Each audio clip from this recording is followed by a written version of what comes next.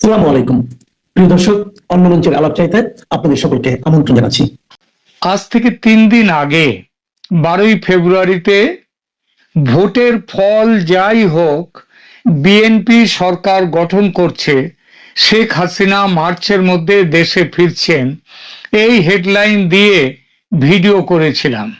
সেটা দেখে একজন দর্শক কমেন্টসে মন্তব্য করেন, শুরু থেকে আপনার চ্যানেলের সাবস্ক্রাইবার ছিলাম, আজ আপনাকে আনসাবস্ক্রাইব করলাম। এতদিন আশা জাগিয়ে রাখার জন্য ধন্যবাদ। বুঝতে অসুবিধা হয় না, যিনি এই কমেন্টটি করেছেন তিনি আওয়ামী লীগের দৃঢ় সমর্থক। বিএনপি সরকার গড়বে, ভোটের ফল যাই হোক এটা তিনি মানতে পারেননি। কিন্তু 13 তারিখে ভোটের রেজাল্ট বেরোবার পর যখন দেখলেন বিএনপি 2/3 বিপুল সংখ্যাগরিষ্ঠতা পেয়েছে এবং সরকার গঠন করছে, তখন তিনি পরদিনের এপিসোডে লিখলেন, আপনার প্রথম কথা সত্যি হয়েছে, কিন্তু পরের কথাটা কিভাবে সত্যি হবে? অর্থাৎ শেখ হাসিনা এবং তার আওয়ামী লীগ কিভাবে ফিরবে দেশে, সেটা দেখার অপেক্ষায় আছি। এই প্রশ্ন যে ওই বিশেষ একজন দর্শকের, তার একার প্রশ্ন তা নয়। গত মাসে জানুয়ারির 19-20 তারিখে প্রতিবেদন দিয়েছিলাম, শেখ হাসিনা ফেব্রুয়ারি মার্চের মধ্যেই দেশে ফিরছেন। সেই থেকে অনেকেই জানতে চেয়েছেন, শেখ হাসিনা কি সত্যি ফেব্রুয়ারি মার্চে দেশে ফিরছেন? কিভাবে ফিরবেন? তার মাথার উপরে তো মৃত্যুদণ্ড, তাহলে ফিরবেন কি করে? দেশে ফিরলে এই মোহাম্মদ ইউনূস এবং তার সরকার এবং জামাত, এনসিপি, এরা তো তাকে ফাঁসি কাটে ঝোলাবেন।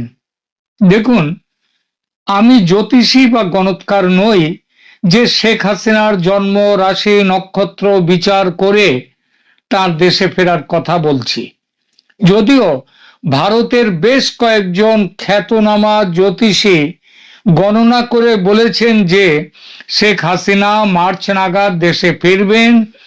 আমি গ্রহ নক্ষত্র বিচার করে তার ফেরার কথা বলিনি, বলেছি রাজনীতি ও কূটনীতির গতি প্রকৃতি বিচার করে। এই প্রতিবেদনে যেসব বিষয়ের ওপর ভিত্তি করে আমি এই পূর্বাভাস দিয়েছিলাম, অর্থাৎ শেখ হাসিনা ফিরছেন ফেব্রুয়ারি মার্চের মধ্যেই, সেই বিষয়গুলো এখানে বলবো, তাহলেই বুঝতে পারবেন তার ফেরার সম্ভাবনা কতটা বাস্তব। তার দেশে না ফেরার সবচেয়ে বড় কারণ ছিল মোহাম্মদ ইউনূসের অন্তর্বর্তী সরকার। এই সরকারের সবচেয়ে বড় ও শক্তিশালী শরিক, যেটা ছাত্র আন্দোলন তথা এনসিপি দলের নেতারা এবং জামাত ও তার সহযোগীরা, তাদের কি অবস্থান ছিল? তাদের তথাকথিত ফ্যাসিস্ট বিরোধী অবস্থান ছিল শেখ হাসিনার দেশে ফেরার সবচেয়ে বড় বাধা। আর এই বাধার মধ্যে যেটা ছিল ভয়ঙ্কর, সেটা হলো ঢাকার আন্তর্জাতিক অপরাধ ট্রাইব্যুনালের বিচারে দেওয়া মৃত্যুদণ্ড। সেই দণ্ড আজ এই মুহূর্তেও রয়েছে। তবে বড় কথা হলো, আগামী মঙ্গলবার 17ই ফেব্রুয়ারি দুপুরে তারেক রহমানের সরকার শপথ নিলেই ইউনূসের সরকার অতীত হয়ে যাবে।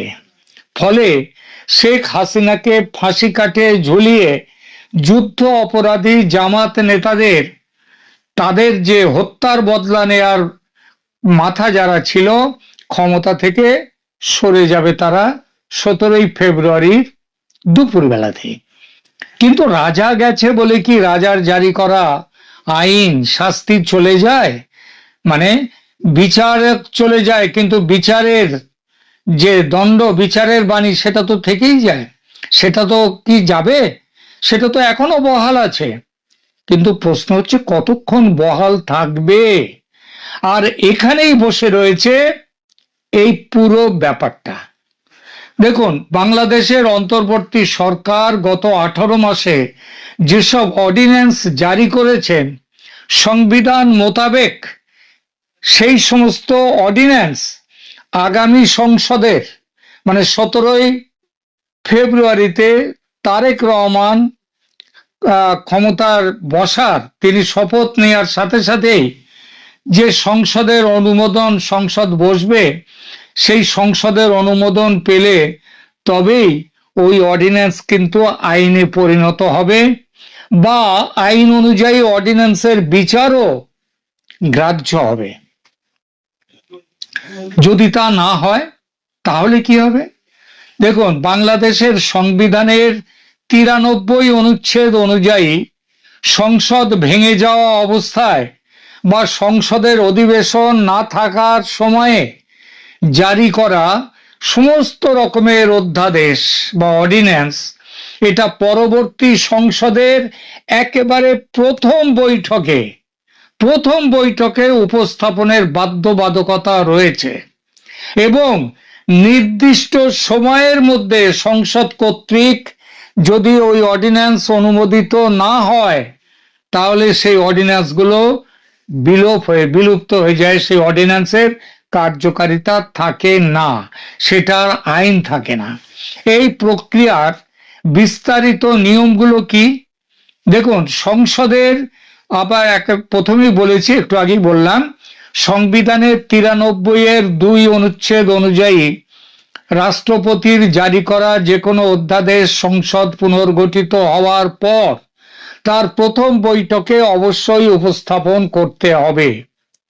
এই কতদিনের মধ্যে এটা পাশ করাতে হবে? সংসদে উপস্থাপিত হওয়ার পর থেকে 30 দিন কেটে যাওয়ার পর যদি ওটা পাশ না হয় তাহলে ওটা ওই অধ্যাদেশ স্বয়ংক্রিয়ভাবে বাতিল হয়ে যায়। আর অন্তর্বর্তীকালীন সরকার কর্তৃক জারি করা অধ্যাদেশগুলো, যেগুলো গত 18 মাসে হয়েছে বহু অধ্যাদেশ, এটা সুতরাং আইনে পরিণত করতে হলে 30 দিনের মধ্যে, একেবারে প্রথম অধিবেশন শুরু হওয়ার সাথে সাথে 30 দিনের মধ্যে সংসদীয় বিল আকারে সেগুলো পাশ করতে হবে। সমস্ত সদস্যদের মধ্যে সংখ্যাগরিষ্ঠের ভোটে সেই অর্ডিন্যান্স পাশ করলে তবে সেই অর্ডিন্যান্স কার্যকরী থাকতে পারে। ডক্টর মোহাম্মদ ইউনূসের নেতৃত্বাধীন উপদেষ্টা পরিষদ একটি নতুন অধ্যাদেশের খসড়া তৈরি করেছিল। তো সেই খসড়ায় তারা একটা নীতিগত অনুমোদন দিয়েছে। এই অধ্যাদেশের লক্ষ্যটা কি? বর্তমান অন্তর্বর্তীকালীন সরকারের মেয়াদকাল এবং এই সময়ে গৃহীত সমস্ত অর্ডিন্যান্সকে, সমস্ত কর্মকাণ্ডকে আইনি বৈধতা দেয়া, যাতে পরবর্তীতে কোনো আদালত বা কর্তৃপক্ষ এগুলো নিয়ে প্রশ্ন তুলতে না পারে। এই খসড়া, সেটা কিন্তু রাষ্ট্রপতির স্বাক্ষরে অধ্যাদেশ হয়নি। কিন্তু যাই হোক না কেন, যদি রাষ্ট্রপতির স্বাক্ষরে সেটা অধ্যাদেশ জারিও যদি হয়ে থাকতো, তাহলেও সংবিধানের যে নিয়ম রয়েছে, সংবিধানে যেটা বলা আছে বাংলাদেশের, তার বিরুদ্ধে কেউ যেতে পারে না। এবং সেই সংবিধান অনুযায়ী এই যে জিনিসটা, এই যে অধ্যাদেশগুলো, সেগুলো যদি ওই খসড়া অধ্যাদেশটা, সেগুলো বাতিল হয়ে যাবে যদি না নতুন সংসদ পাশ করে। অন্তর্বর্তীকালীন সরকারের সময় জারি করা অধ্যাদেশগুলোর ভবিষ্যৎ তাই সম্পূর্ণরূপে পরবর্তী জাতীয় সংসদের সিদ্ধান্তের উপর নির্ভর করছে। অর্থাৎ তারেক রহমানের সরকারের সংসদ, এই সংসদ, ত্রয়োদশ সংসদ চাইলে কোনো অধ্যাদেশ বাতিল করতে পারে অথবা অনুমোদন দিয়ে স্থায়ী আইনে পরিণত করতে পারে।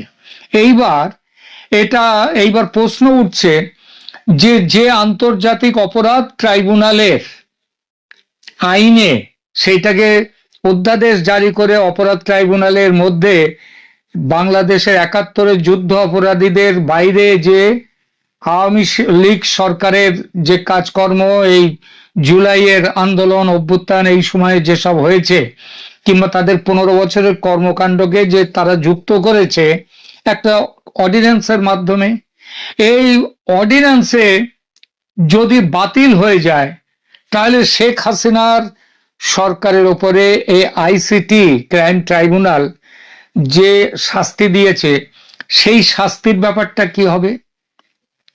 অধ্যাদেশ বাতিল হয়ে গেল বটে, যদি পাশ না করে এই সরকার, এই সংসদ ফেলে রেখে দেয়, যদি 30 দিন চলে গেলে এমনিতেই সেটা বাতিল হয়ে যাবে। যদি পার্লামেন্টের তুললো না কিন্তু 30 দিন চলে গেল, তাহলে আপনি সেই অর্ডিন্যান্স গুলো বাতিল হয়ে যাবে।